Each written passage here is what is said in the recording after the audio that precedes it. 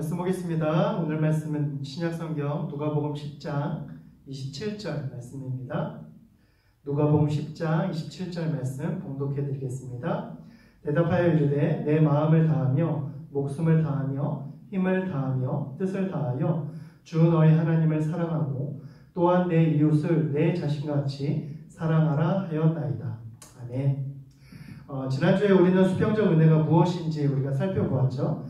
그래서 하나님이 우리를 사랑하셔서 예수 그리스도의 십자가를 통해서 구원하시고 하나님의 자녀 삼아주신 것이 하나님이 우리에게 주신 수직적 은혜다라고 한다면, 수평적 은혜는 사랑과의 관계에서 이루어지는 은혜를 말하는 것으로, 우리가 하나님의 수직적인 은혜로 하나님의 자녀가 되어서 하나님과의 관계가 회복되었다고 한다면, 이제 우리의 가족과 이웃 그리고 함께 성도된 믿음의 형제들과의 관계 또한 회복되며 서로에 대해 사랑하고 용납할 수 있는 은혜를 수평적 은혜다라고 우리 함께 나누었습니다. 그래서 하나님을 사랑하는 것이 수직적 은혜의 결과라고 한다면, 하나님의 사랑으로 이웃을 사랑하는 것이 수평적 은혜의 결과다라고 하는 것을 말씀드렸어요. 오늘은 이 수평적인 은혜에 대해서 구체적으로 또 여러분들에게 설명해 드리면서 수평적 은혜를 나누기 위한 이웃사랑의 4가지 원리가 무엇인지를 우리가 함께 좀 살펴보려고 합니다. 수평적 은혜를 나누기 위한 이웃사랑의 첫 번째 원리는 사람들을 판단하지 말고 있는 그대로 용납하라 라는 것입니다. 즉 이웃을 판단하지 말라는 거예요. 우리는 너무나도 자주 다른 이들을 용납하는 것에 대해서 조건을 다는 경우가 많이 있어요. 예컨대 만일 네가 나한테 이렇게 하면 내가 너를 용납하겠다, 이런 식으로 조건을 달죠. 그러나 본질적으로 용납한다라고 하는 것은 우리가 서로 다르게 하나님께 창조되었기 때문에 우리가 서로 다르다라고 하는 것을 인정하는 것을 말하는 거예요. 즉 그 사람의 모습과 생각을 있는 그대로 인정하는 것이 용납하는 거예요. 그 사람이 나에게 어떻게 했기 때문에 내가 용납하는 것이 아니라 그 사람과 나는 본질적으로 하나님이 다르게 창조되었다라고 하는 것을 인정하는 것부터 시작하는 거예요. 물론 죄에 대해서 우리가 용납하거나 인정해서는 안 되지만, 만약 이웃이, 내가 아는 사람이 죄를 지었다고 해서 그 죄의 행실만으로 그 사람의 모든 것을 판단할 수 없다라고 하는 것이에요. 즉 지금 지었던 그 죄가 그 사람의 모든 것이다 라고 판단해서는 안 된다라고 하는 것입니다. 요한복음 8장에 보면 서기관들과 바리새인들이 예수님 앞에 한 음행한 여자를 데리고 옵니다. 그리고 이 여자를 예수님께 데리고 와서 바리새인들이 율법은 이 음행한 여자를 돌로 치라라고 명하였는데 예수님은 어떻게 하실 것입니까? 라고 시험을 했죠. 그때 예수님은 음행한 여자가 아니라 그녀를 데리고 온 바리새인들과 사람들을 향해서 말씀하십니다. 너희 중에 죄 없는 자가 먼저 돌로 치라라고 말씀해요. 즉 너희 중에 이 여자를 판단하고 비판할 수 있을 만큼 깨끗하고 자격이 있는 자가 있다고 한다면 그 사람이 먼저 돌로 쳐라라고 말하고 있는 거예요. 예수님의 말씀, 이 말씀으로 인해서 사람들이 양심의 간책을 느낍니다. 그리고 그 누구도 돌을 들지 못하고 그 여인에게서 떠납니다. 그리고 예수님이 그 여인에게 다가와서 나도 너를 정죄하지 않으니 더 이상 죄를 짓지 말아라 라고 하며 돌려보냅니다. 여기서 이 여인을 판단하고 비판할 수 있는 자격이 있는 사람은 오직 예수님뿐이죠. 그 외에 모든 사람은 다 자격 없는 똑같은 인간이다 라고 하는 것이에요. 마찬가지로 우리도 이웃의 죄를 용납할 수는 없지만 그 죄를 가지고 그 사람을 판단하거나 정죄하거나 비판할 수는 없습니다. 그 자격은 오직 하나님이 갖고 계시고 우리는 같은 죄인이고 같은 용서받은 사람일 뿐이라는 것이죠. 그렇기 때문에 예수님의 용서를 받은 여인은 다른 사람을 판단할 수 없듯이 우리도 예수님의 용서와 은혜를 받은 이들을 내 기준으로 판단할 수 없다라고 하는 것입니다. 여러분, 판단과 비판은 하나님의 몫이에요. 하나님께 속하는 것입니다. 우리는 판단할 자격이 없는 것이요. 판단하고 비판이 아니라 용납하고 용서하며 사랑의 마음으로 충고와 권면을 할 수는 있습니다. 판단과 비판의 결정권은 하나님께 드리고 우리가 최선을 다해서 할 일은 이웃을 용납하고 사랑하는 것입니다. 그것이 판단하지 않는 거예요. 우리가 진정으로 우리의 이웃들, 우리의 형제들을 용납할 때에 우리는 하나님께서 내 이웃의 삶을 완전히 인도하실 수 있다라고 하는 사실을 기억하고 우리의 할 일은 그들을 용납하는 것, 나와 다른 그들을 인정하는 것, 그리고 그들을 인도하고 판단하는 것은 하나님의 일인 것임을 먼저 우리가 인정하고 기억해야 할 것입니다. 이 원리에 따라서 두 번째 원리는 이웃에게 명령하는 것을 포기하고 그들의 삶을 하나님께 맡겨야 된다는 거예요. 우리는 때때로 우리보다 믿음과 신앙이 미성숙하다라고 생각하는 사람들을 볼 때 그들에게 뭔가 명령을 하고 싶으시죠. 뭔가 충고를 하고 싶어요. 권면을 하고 싶습니다. 뭔가 올바른 방향으로 이끌어 줘야 될 책임과 유혹이 우리 가운데 있습니다. 여러분, 그러나 그것은 내 이웃에게 나의 경험을 지시하고 명령하는 거예요. 거기에 따르는 마음은 내가 너보다 영적으로 우월해, 내가 너보다 영적으로 나아, 내가 너보다 너를 지시할 만큼 내 위치가 너보다 나아라고 하는 교만함이 자리 잡고 있다는 것이에요. 진정으로 그들을 성숙하기 원한다라고 한다면, 특별히 믿음 없는 사람들이 믿음으로 성장하기 원한다라고 한다면 먼저 내가 그들에게 영적인 성숙한 믿음의 모습의 본을 먼저 보여야 됩니다. 그리고 그들을 위해서 내 판단이 아닌 있는 그대로 하나님께 맡기는 것이 먼저 필요하다는 것입니다. 여러분, 그러나 이러한 하나님께 맡긴다는 것은 방관한다는 것이 아닙니다. 하나님께 잘하고 배울 수 있도록 그들을 위해서 기도하는 것이 필요해요. 나의 기준으로 그들의 신앙을 판단하고 명령하는 것이라고 한다면 내가 하나님의 위치에서 그들을 지시하고 명령하는 것과 같은 교만한 자의 모습이 우리에게 있어요. 그러나 우리가 은혜의 본을 보이고 그들이 정말 온전한 믿음의 삶을 살 수 있도록 기도한다라고 한다면 내가 감히 그들을 지시하는 것이 아니라 하나님이 그들을 이끌어 주실 수 있도록 도와주고 기도하는 몫이 우리에게 필요하다는 것입니다. 그래서 우리는 은혜의 본이 되어야 돼요. 즉 예수님이 우리를 있는 모습 그대로 사랑하신 것처럼 우리도 그들을 있는 모습 그대로 인정하고 용납하는 것이 필요하다는 거예요. 우리 이웃들, 우리의 가족들, 우리 형제들을 있는 모습 그대로 인정하고 먼저 사랑하는 것이 필요하다라고 하는 것이죠. 여러분, 사실 우리는 우리 이웃들을, 가족들을, 우리의 형제들을 주께 맡기는 것이 미숙합니다. 내가 그들을 위해서 내 경험으로, 지식으로 그들에게 뭔가를 가르쳐야지만 직성이 풀리죠. 그러나 중요한 사실은 그들의 영적인 상황에 대해서 나보다 주님이 훨씬 더 잘하신다는 거예요. 오히려 나는 그들에 대해서 아무것도 모르지만 하나님은 그들의 머리카락 하나하나까지도 아시는 분이시기 때문에 내가 그들에게 어떻게 하는 것보다 하나님이 그들에게 말씀하시도록 내가 하나님께 기도하는 것이 우리 가운데에 필요하다라고 하는 것입니다. 영적인 성숙이 필요한 이웃과 교우들을 위해서 영향력을 끼칠 수 있는 가장 좋은 방법은 먼저 내가 영적인 믿음의 본을 보이고 그들을 위해서 중보하고 기도하는 것이다 라고 하는 것입니다. 사랑하는 여러분, 영적인 본이 되는 삶 없이 그리고 기도 없이 형제들과 이웃을 가르치려고 하지 마시기 바랍니다. 그것은 하나님의 방법이 아니라 내 생각과 가치관을 그들에게 강요하는 것이 될 수 있기 때문입니다. 이웃을 사랑하기 위한 세 번째 원리는 이웃을 사랑한다는 것은 내가 형제와 이웃을 책임질 수 없는 자이다 라고 하는 것을 깨닫고 아는 것입니다. 우리의 지식과 경험은 한없이 제한적이기 때문에 우리의 판단과 결론은 때로는 잘못된 여지가 충분합니다. 그래서 우리는 항상 나의 생각과 마음이 주님께로부터 오는 것인지, 나의 말과 나의 행실이 주님께로부터 오는 것인지, 아니면 나의 죄악된 속성과 세상으로부터 오는 것인지 분별할 필요가 있는 것이죠. 그리고 이러한 분별함의 가장 중요한 덕목은 내 자신의 연약함에 대해서 내 자신을 아는 것입니다. 곧 내 자신에 대한 겸손하고 올바른 판단이 먼저 필요하다라고 하는 것입니다. 내가 연약하다라고 하는 사실을 겸손히 고백하는 자는 결코 교만이 다른 사람들을 판단할 수 없습니다. 다른 사람들을 판단하지 않습니다. 내가 연약하기 때문에 나와 같은 연약함이 있는 사람들을 내가 인도할 수 없다라고 하는 것을 알기 때문입니다.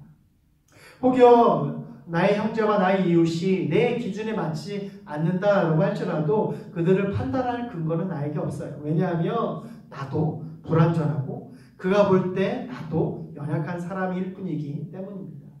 사랑하는 여러분, 주님이 우리에게 주신 권리는 이웃을 사랑하고 그들을 위해서 기도하는 것이에요. 그들에 대한 판단보다 우선시해야 될 것은 바로 그들의 연약함을 공감하고 그들을 위해서 중보하는 것입니다. 그의 연약함이 나의 연약함이고 그의 아픔이 나의 아픔이고 그의 미성숙함이 나의 미성숙함인 것을 인정하고 내가 예수님의 은혜가 필요하듯이 그도 예수님의 은혜와 인도하심이 필요하다라고 하는 것을 인정하고 고백하는 것이 필요한 것입니다.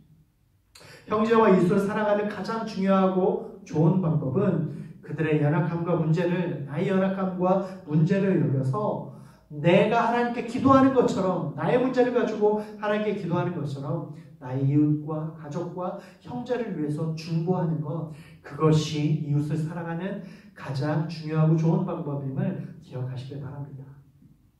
그래서 네 번째 마지막 원리는 궁극적으로 우리의 믿음과 삶의 목표는 주님을 기쁘시게 하는 것임을 인정해야 한다는 거예요. 내 자신은 나는 하나님의 소유입니다. 내 삶은 나의 것이 아닙니다. 하나님이 나에게 맡겨주신 삶이에요. 이 목숨도 나의 것이 아니죠. 하나님의 것입니다. 왜냐하면 나를 살리기 위해서 예수님은 엄청난 대가를 우리에게 지불해 주셨기 때문이에요.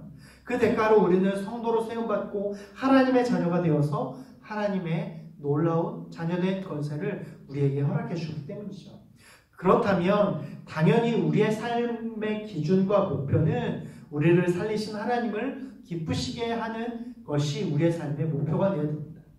마찬가지로 이웃 사랑에 대한 나의 목표는 그들을 기쁘게 하는 것이 아니라 그들을 통해 하나님을 기쁘시게 하는 것이 우리가 이웃을 사랑하는 목표가 되어야 된다는 거예요. 그렇다고 한다면 우리가 이웃에게 대하는 사랑과 은혜를 베푸는 삶의 목표는 명확하죠. 하나님을 기쁘시게 하기 위해서 이웃에게 사랑과 은혜를 나누는 것이에요. 우리가 주위 사람들을 사랑하고 용납하는 것은 전적으로 하나님이 기뻐하시는 것입니다. 하나님이 기뻐하실 때 우리도 기뻐할 수 있는 것이에요. 그렇지 않다면 우리의 은혜를 나누는 것은 무의미하기 때문입니다. 우리가 은혜를 누리는 것과 마찬가지로 하나님은 다른 이들도 은혜를 누리기 원해요. 우리가 기뻐하는 삶을 사는 것과 마찬가지로 우리의 이웃들도 하나님께 기뻐하는 삶을 살기를 원하신다라고 하는 것이죠. 하나님은 자유함과 은혜를 나만 누리라고 나에게만 주신 것이 아니에요. 우리 모두에게 주신 것이죠. 하나님을 인정하고 하나님을 나의 구세주로 인정하는 모든 자들에게 주신 것이 바로 하나님의 은혜입니다. 모두에게 소중한 은혜자들이라고 하는 거예요. 그렇기 때문에 하나님의 은혜를 이웃과 형제에게 나누는 것은 어쩌면 하나님의 은혜를 먼저 받은 우리들에게는 당연한 의무일지도 모릅니다. 우리가 하나님의 용서함을 받고 죄로부터 자유하기 때문에 다른 사람이 은혜를 누리던 말건 자유하건 말건 상관하지 않겠다라고 하는 것은 은혜가 아니고 반관이고 내 개인적인 신앙입니다. 그것은 욕심이고 내 이기적인 마음이고 그러한 마음은 하나님의 마음이 아니라 세상의 가치관이라고 하는 것이에요. 세상이 말하고 있는 부함은 쌓아두고 나의 것을 다른 이들에게 빼앗기지 않는 것이 세상이 말하는 부함이라고 한다면 하나님이 우리에게 허락하신 성경적인 부함은 하나님으로부터 오는 것을 더 많이 다른 이들에게 흘려보내는 것이에요. 그것이 바로 하나님이 우리에게 주시는 부함의 원칙이다라고 하는 것입니다. 세상은 나의 것을 다른 이들에게 빼앗기지 말고 많은 것들로 채우라라고 말해요. 그것이 나의 소유다라고 말합니다. 그러나 하나님은 너희가 많은 은혜를 베푸면 베풀수록 하나님이 더 부하게 하실 것이다 라고 하는 것이 하나님께서 우리에게 주신 부함의 원칙이다라고 하는 것입니다. 수평적 은혜의 마음은 기본적인 마음은 바로 이것입니다. 모든 사람은 하나님의 은혜를 받을 만한 자격이 있고 하나님의 귀한 자들이며 그들은 각자 독특한 하나님의 놀라운 걸작품이다 라고 하는 것을 인정하는 거예요. 내가 하나님께 귀한 자녀이고 용서받은 성도인 것처럼 우리 이웃들도 우리 형제들도 우리 성도들도 하나님의 귀한 자들임을 하나님의 선택받은 사람임을 인정하는 것이라는 거예요. 이 사실이 우리의 마음 깊이 뿌리 박힐 때 우리가 노력하지 않아도 우리에게 받은 은혜를 흘려보낼 수 있다라고 하는 것입니다. 여러분, 최고의 전도 방법은 무엇입니까? 내가 받은 하나님의 은혜를 그들에게 보이고 흘려보내는 거예요. 믿지 않는 사람들에게 내가 어떻게 하나님의 은혜를 받았는지를 그들에게 직접 보여주고 나의 삶이 하나님의 은혜를 받은 삶인 것을 그들에게 직접 보여주는 것, 내가 예수님 믿기 전과 후가 어떻게 달라졌는지 나의 성품과 나의 삶으로 보여주는 것, 그것이 최고의 전도의 방법이라고 하는 거예요. 전도 프로그램이나 어떤 훈련보다 더 효과적인 방법은 나에게 주신 하나님의 은혜를 그들도 동일하게 누릴 수 있도록 그들에게 흘려보내는 것, 그것이 최고의 전도 방법이다라고 하는 것입니다. 사랑하는 청년 여러분, 그리스도 안에서 우리 모두는 한 몸입니다. 하나님의 은혜를 받은 모두가 다 하나님의 은혜와 한 몸 된 하나님의 식구이고 하나님의 성도입니다. 하나님의 자녀입니다. 예수 그리스도의 이름을 부르고 구원을 주심을 믿는 모든 이들은 예수 그리스도 안에서 한 형제이며 한 자녀인 것이죠. 그분 안에서 인종이나 성별이나 사회적 지위에 따른 구분은 아무런 의미가 없습니다. 그것은 세상이 정해놓은 기준일 뿐이죠. 우리는 이웃과 형제를 대할 때 세상이 말하는 기준으로 그들을 판단하고 있지는 않을지 돌아보기 원합니다. 하나님은 판단을 하실 수 있는 자격이 있었지만, 예수님은 판단할 수 있는 자격이 있으셨지만 판단이 아니라 사랑하시기로 결정하시고 죄를 사하시기로 결정하시고 구원하시기로 결정하시고 은혜 베푸시기로 결정하셔서 이 땅 가운데 오셨습니다. 그리고 음행한 여자나 모든 죄인들을 용서하셨고 사하셨고 그들을 정죄하는 것이 아니라 그들을 품으셨고 용납하심으로 말미암아 그들에게 놀라운 구원의 은혜를 베풀어 주셨습니다. 우리가 죄인이라고 말하는 그들과 우리는 별반 다르지 않아요. 그렇기 때문에 우리는 누구를 판단할 자격이 없습니다. 그러나 예수님도 판단할 자격이 있으셨지만 판단하지 않고 그들을 위해서 기도하셨고 치유하셨고 사랑을 베푸심으로 구원해 주셨던 것처럼 우리도 예수님처럼 그들을 판단할 자격이 없이 그들을 기도하고 사랑할 자격이 우리 가운데 있음을 기억하고 그들을 위해서, 우리 이웃들을 위해서, 우리의 형제들을 위해서 기도하기 시작할 때, 사랑하기 시작할 때, 용납하기 시작할 때 우리로 말미암아 하나님의 놀라운 구원의 역사가 나타난다라고 하는 것입니다.